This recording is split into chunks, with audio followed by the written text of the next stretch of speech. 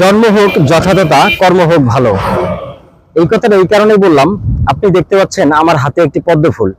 এই ফুলটি নোংরা এবং পচা পানিতে জন্মেছে, কিন্তু দেখেন এই ফুলটিকে সুন্দর করে প্রসেস করে বাঁধার পর এই ফুলটির কি ডিমান্ড। এখানে 15টি ফুল বিক্রি হচ্ছে 50 টাকায়, অথচ যেখানে একটি বিলে ফুল পড়ে আছে সেই ফুলটিকেও তোলার মতো মানুষ নেই। জন্ম যেখানেই হোক না কেন, কর্ম একে যদি ভালো করে প্রসেস করা হয়, আপনিও ঠিক তেমনই।